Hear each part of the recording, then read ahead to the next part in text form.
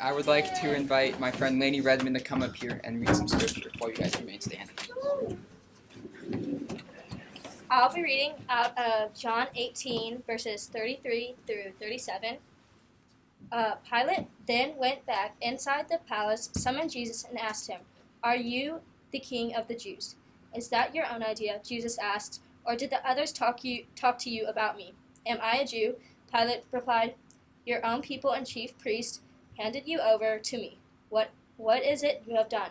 Jesus said, "My kingdom is not of this world. If it were, then my servants would fight to prevent my arrest by the Jewish leaders. But now my kingdom is from another place."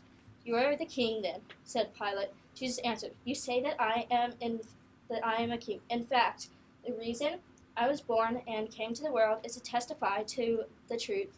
Everyone on the side of the truth listens to me." I'm really excited to be here with you guys tonight.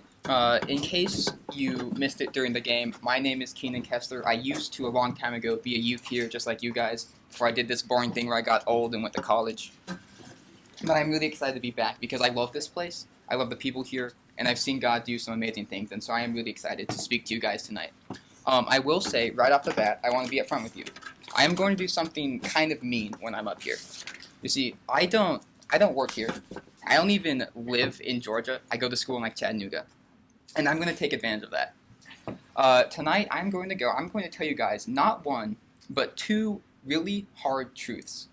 And I'm going to expect you guys to wrestle with them. And if it turns out that you can't handle them, that's not my problem. I'll be 3 hours away. And so, I am going to ask you guys to pay attention, to lean in, and also to buckle up. Because it's going to be something of a ride tonight. I'm looking forward to it. But it will be a little tough. But we're going to start with our text, which is John 18. And so, just for some context, the last 5 chapters of John, 13 through 17, have all been these massive chunks of red text.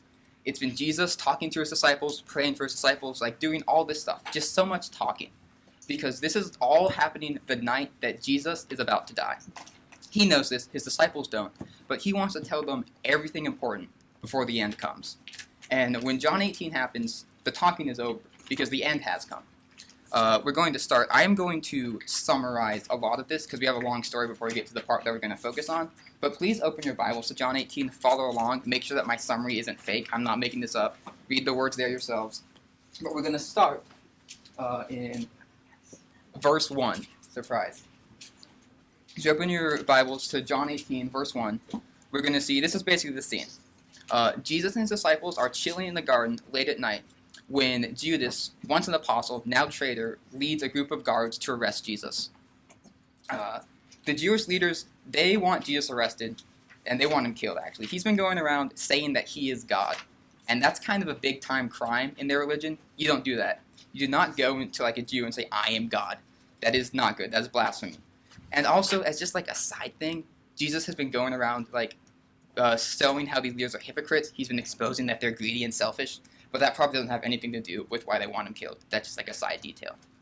But this is also, interestingly, not just a plan of the physical earthly leaders, but John's gospel also tells us that getting Jesus arrested and killed is part of Satan's plan, the big spiritual bad guy. In John 13:27, we're actually told that it is Satan who prompts Judas to betray Jesus and instigates this whole event. And so right now what we have is both the physical and the spiritual bad guys are moving in. They're surrounding Jesus. And so Jesus' disciples kind of see that this impending disaster is coming, and they want to protect Jesus. They are not letting him go down. Peter, he is ready to fight, and he chooses violence. In verse 10, we watch is what I can only describe as bad aim. He cuts the ear off of one of the servants, not a guard, not anything important, but the ear of a servant, that's something. But now swords are drawn, and things are about to get spicy.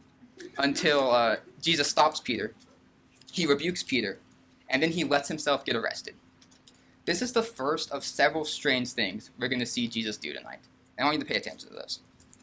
And so I'm now going to skip down to verse 19, because you'll notice in this chapter, they also, alongside Jesus being arrested, there's this wonderful story. Wonderful might be the wrong word, but there's a story about how Peter denies Jesus and abandons him. That's too much to focus on tonight, so we're just going to follow this whole arrest thing. So I'm going to jump down to verse 19, and this is where Jesus has been taken to the high priest. That is like the big dog of the Jewish religion. He's like the head lettuce, the big cheese, the chief cabbage, all those things is what the high priest is. And in front of this accuser, Jesus is going to again just refuse to like protect or defend himself. He even has the guts actually. His only answers to the high priest's question is him pointing out how silly this whole thing is. He points out the hypocrisy. He's like, why are you asking me in this secret nighttime trial about the stuff I've been preaching in broad daylight? Even after one of the officials like hits him and is like, no, Jesus, show more respect. He refuses. He remains calm and level-headed. He just like stares these guys down and doesn't answer. He doesn't play their games. And so this is rather odd in some ways because Jesus is looking at these people who are planning to kill him. He knows that, and he doesn't seem concerned about it at all. And so after that, we go down to verse 28. Oh no, so we did that one. Now we're going down to verse 28. And so basically, the high priest, despite the fact that he is a big dog, big cheese, high lettuce, all that stuff, he doesn't actually have the political power to kill anyone. That would be kind of crazy if, like, you're a religious guy. Like, if we gave Rocky the power to execute, that would be no good. We don't want that. So they don't have that power either. So they have to go to a Roman official and, like, get the Roman government to say, yeah, this Jesus guy, we need to kill him. So they take him to a man named Pilate. And if I were a first century Jew, like the original audience, I would be like, oh, yeah, Pilate, that makes sense. I'm not. I'm some, like, 20-year-old guy living in the year 2022. I have no idea who the heck Pilate is or why he matters. So I Googled it. That's, I guess, what you do now. And because Pilate is so famous, he's in the Bible, that's something. I literally Googled who was Pilate, and I figured it out, so I'll tell you guys. He was a Roman governor of the province of Judea. That just means the Roman government was like, hey, we've got this territory, we got to put someone in charge. So Pilate, it'll be you. And his job was simple.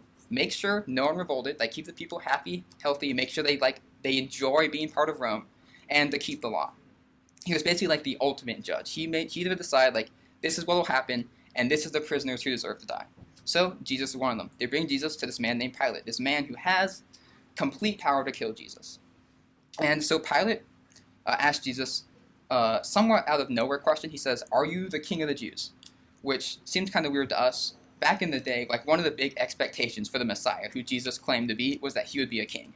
So Pilate, worried about Rome being overthrown, asks the obvious political question. Dog, are you a king? To which Jesus, ever insightful, doesn't answer. He just flips the question backwards. He says, is that your own idea, or did others talk to you about me? He kind of wants to see, like, where's Pilate at? What's his heart doing?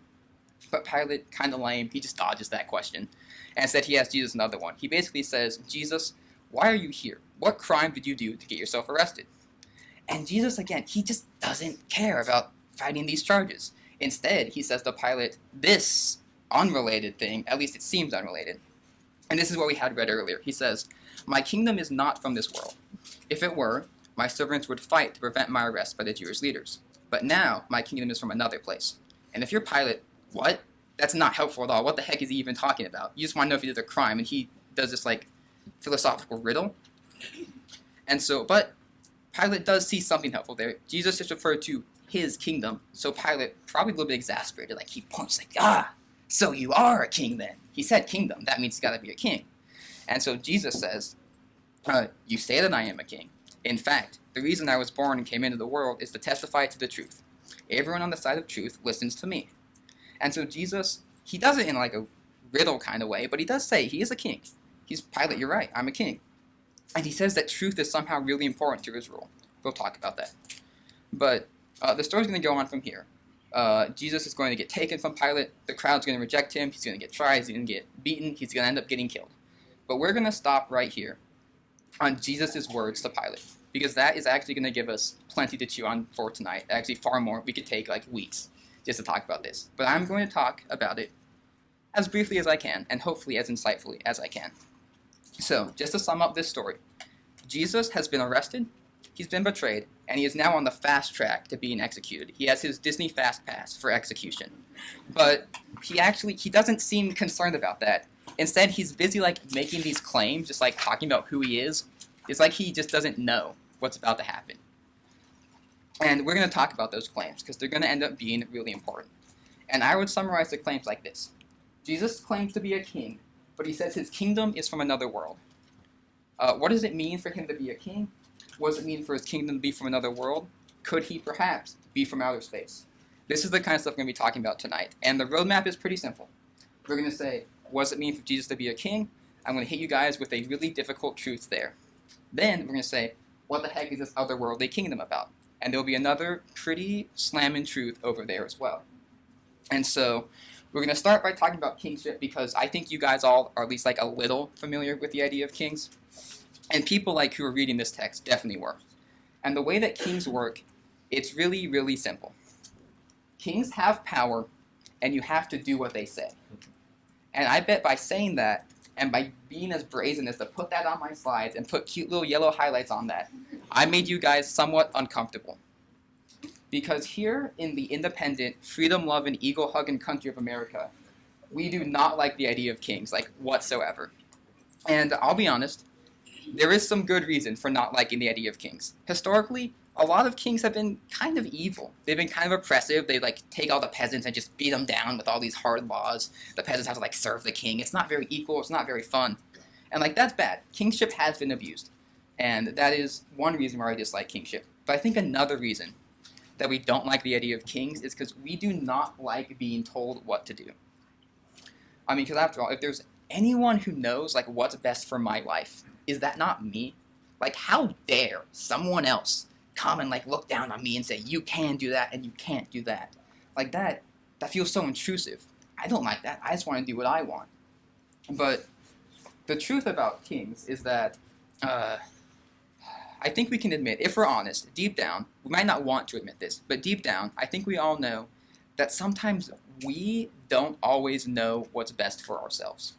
I mean, like, there are a lot of times where, like, something looks really good to me, and I'm like, yes, I will eat 5 pizzas tonight because that seems tasty. And then I die in the morning because I ate 5 pizzas in one night. We are, like, often distracted by things that are shiny and pay no attention to the things that are actually good. We oftentimes just, like, we're tricked and fooled.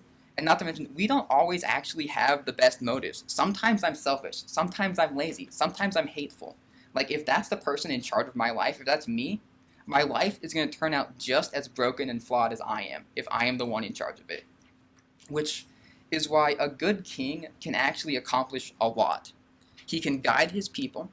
He can stop them from making self-destructive choices. He can make a law saying you can only eat 2 pizzas per night instead of 5, and save lives that way.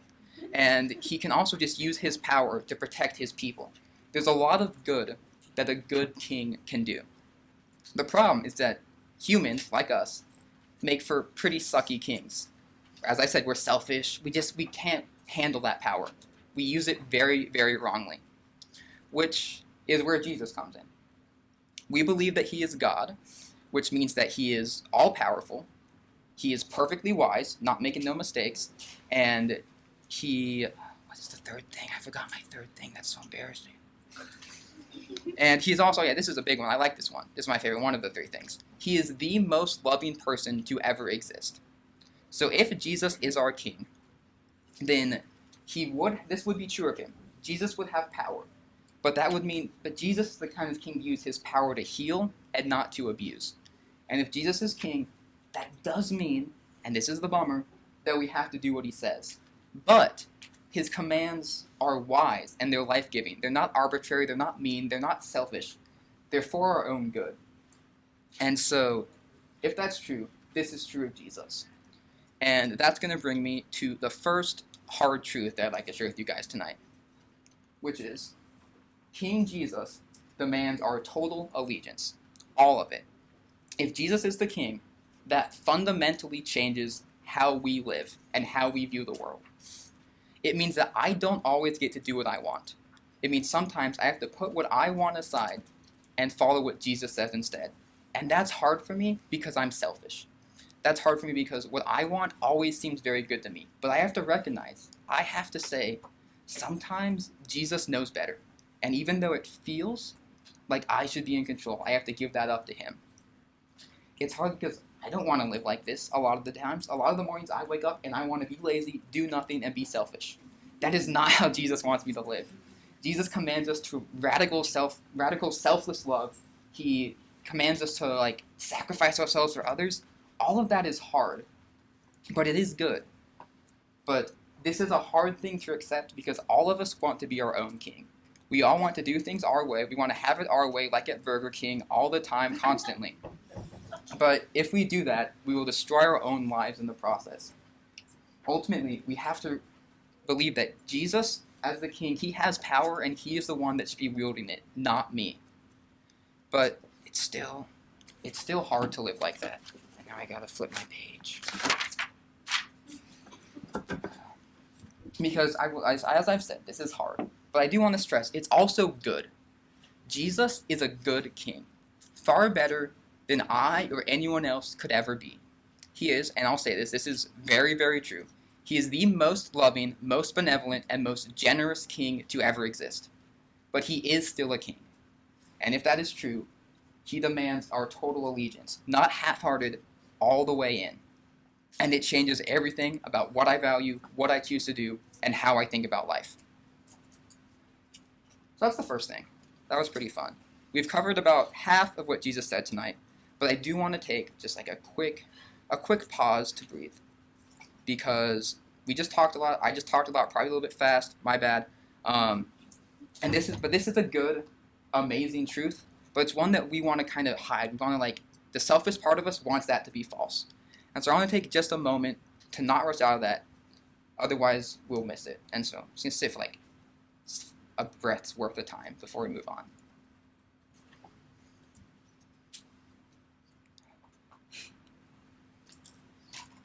And also, that was, I guess, a little bit heavy, and I apologize. I don't just want to bum you guys out. I said I was going to be mean, not that mean.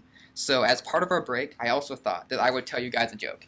So if any of you guys have been zoning out, this is now the time to lean back in, because this is a good one.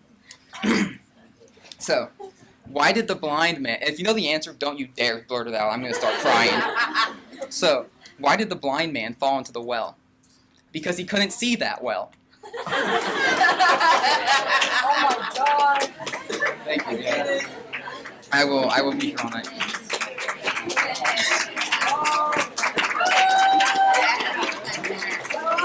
Okay, so just like that, we are all now refreshed, ready. That was 8 hours worth of sleep right to the brain. And so now we're ready to move on to part 2. But, just to recap, lest we forget, Jesus is king. That changes everything about how we live, and we have to recognize that. We have to submit ourselves to him. We have to submit to his judgment. And now, the second part. What about Jesus' kingdom? Because we talk about Jesus is a king, but his kingdom is from another world. What is that about? Is it going to be Mars? I'm going to spoil it now. No, he's not from Mars. But he is from somewhere. And when he talked about this kingdom, Jesus, he oftentimes speaks in riddles, or tricky statements that so much wisdom, but you have to work. He makes you work for it. And verse 36 of John 18 is no different. He says, "My kingdom is not of this world. If it were, my servants would fight to prevent my arrest by the Jewish leaders. But now my kingdom is from another place." And immediately, it's interesting because Jesus' kingdom, the fact that it's from somewhere else, is somehow deeply tied to the way that he's calmly accepted all these events. If his kingdom wasn't from another world, he would have told Peter, yeah, get that guy, chop off more than just his ear. But because his kingdom is from somewhere else, he doesn't need to fight. For some reason, he's totally cool with being captured, interrogated, and killed, and it's all because his kingdom is from somewhere else. So where is the somewhere else? Well, I've been making this a big deal, but if you've been following along in John's Gospel, if you've been reading this actually isn't that tricky. It's not that hard of a riddle. This is a level 2. Because if you've been reading John, Jesus has been talking about another world, this place that he's from, constantly. If you haven't, and so hopefully if you have, those things jumping into your mind. If you haven't, I'm going to go rapid fire tell you a couple. John 3:13, Jesus says, "No one has ever gone into heaven except the one who came from heaven, the Son of Man." That's what Jesus liked to call himself. John 16:28, "I came from my Father and entered the world." John 6:38, "For I have come down from heaven not to do my will, but to do the will of the one who sent me." All that time, Jesus keeps talking about the Father. I've come from heaven. So, surprise, the place Jesus is talking about is heaven. His kingdom is from heaven. So, anyone who's grown up in a Christian circle, that's not a big reveal. It's not a big twist of villain. No, he's from heaven. Surprise. But it is actually really, really important. Although, I will say also, we say Jesus comes from heaven. A lot of us don't actually talk about what that means. What does it mean for him to have a kingdom from heaven? Because that just sounds like a Christian buzzword. Like, oh, you think that's cool? Jesus is king from heaven. And like we just say that like it means something, and we don't actually know. Like, what does it mean to have a heavenly kingdom? And of course, the tricky part is that talking about heaven could take like an entire series. And I think you guys kind of did that with your Good Place series. So luckily I don't have to like build from scratch. But I will say right off the bat, if you want to know more about how heaven and like earth relate, there's a wonderful Bible Project video called Heaven and Earth. It's fantastic. It like overviews things so nicely, so much better than I could. But the basic idea is this, and you guys talked about this in your Good Place series. This isn't news. This isn't crazy. But in the Bible, there are like two realms of existence. There is earth. That's our space. That's where we chill. And there is heaven. That's God's space. That's where he's vibing. And so that's really all we need to know for this. So in earthly kingdom, the way that works, we kind of get that. And earth is a physical place, so its kingdoms are also pretty physical. Basically, a human man or woman, go women, will look at like a chunk of land, and they will say, I want that land. And so they'll become king or queen of that chunk of land. And everyone that's inside of that land that they own is suddenly their subjects. You know, they got to follow the king's rules, and the king will protect you. But the bad news about being an earthly king is that anyone outside that chunk of land can look in and say, that's a pretty nice land. And if they do, they just wage war on the other king and try to take it over. And if you kill the king, you get their land. It's more complicated than that politically, but that's basically how it works. At least like in the olden days. You kill the king, you get his land. Which means if you're an earthly king, you are always on alert. Like, you're always on edge. You're always freaking out, like, is someone looking at my land? Is someone going to take my land? Like, you're freaking out, because if someone threatens you, if someone attacks you, and you die, you lose. It's all over. Your kingdom's gone. Your life is gone. You have to, like, you're always freaking out, making sure that your kingdom is safe. A heavenly kingdom would be very different than that kind of earthly kingdom. Heaven, that's where God's space. That's where he's at. And so just like God, heaven is a spiritual place, not a physical one. Which means right off the bat, a heavenly kingdom, it's not about carving out like a space on the map to hold on to. That's not what Jesus is doing. He's not coming to claim like northern Siberia. He's not coming for like any physical location. It also means that if heaven means God's space, a heavenly kingdom is one that's going to be ruled by God. Which means that a heavenly king can't be dethroned. That whole like military threat, it's not going to happen. Can you picture like a guy in a tank like rolling up like, yes, it is time to kill God? He can't do that. That will be no effect. Like in a heavenly kingdom, no earthly force could possibly topple it. It's preposterous to even think that one could.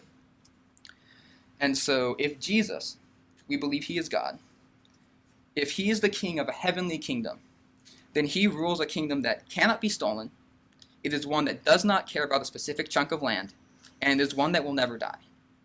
So that's something. That seems a lot better, a lot more powerful, a lot more lasting than an earthly kingdom. But so the quick question then is, why is Jesus coming from his heavenly kingdom down to earth? And he tells us this in verse 37. Jesus says, I was born and came into the world to testify to the truth. Everyone on the side of truth listens to me. So he says, I was born, I came here to tell people the truth. That truth, part of it being that he is king and that we should follow him. That is part of the message that he preaches all throughout John and all throughout the other Gospels, is that he is king and we need to follow him. And so what Jesus has done is he's come down from heaven in order to recruit us earthlings into his kingdom, so that the power and light of heaven might break through into like our domain. He's spreading his kingdom. He's basically like making it bigger through people who follow him and believe in him. His kingdom will grow. Now I don't put my paper on the ground. And so this is why Jesus doesn't resist arrest. This is why he's done all these odd things tonight that don't make sense. If you're a rational person, you fight your charges, you don't let the guards take you in, and you definitely don't like anger the man that's trying to kill you. And so Jesus isn't worried about taking over physical space. He does care about the earth, like that's a big part of his thing, but that's not where his power is from. So unlike any other king in history, Jesus has no problem being taken prisoner. What is that to him? Are these like measly humans who like reach into heaven and steal his kingdom? They can't. And he stares down Pilate and the high priest because he knows there is literally nothing that they can do to encroach on his kingdom or to threaten his kingship, even if they kill him. As I said earlier, for a normal earthly king, dying, it's checkmate. Checkmate is literally what we call it in chess when your king is trapped and can't get out. It's the end. It is game over. I mean, I think not just for kings, but for all of mankind, I will say that death has probably been the single scariest thing to ever exist. It comes to you at a time you don't expect. It doesn't care who you are or what you've done, and it takes everything. Jesus is the first king in all of history to have nothing to fear from death. I mean, in fact, dying is the culmination of his plan tonight. The power of God, of course, this is a classic Christian thing, but the power of God is bigger than death. The paradox of the cross, of course, is that by entering into death, Jesus then defeats it. And then 3 days later, he gets resurrected, and there's cheering and clapping and everyone parties. But if Jesus is the king from heaven, and he's a king whose power and authority is so absolute that nothing can shake his kingdom. No human, no power can even make it wobble a little bit. It is that secure. So when Jesus is so powerful as king that when he dies, death is the one that comes out of that deal losing. And so this takes us right up into hard truth number 2. This one even harder than the first. And is this. When we accept... No! Well, if I forgot a slide, you guys. Will you please forgive me? I forgot to put that on the screen. That is really... I'm going to cry tonight. But so, hard truth number 2, harder than the first. It's not that. It's this. When we accept Jesus as our heavenly king, we lose all reason to fear. And now I look like a liar. Because I just told you guys that was really hard. And it probably doesn't seem very hard. But I'll be honest, it also probably does not seem like a truth.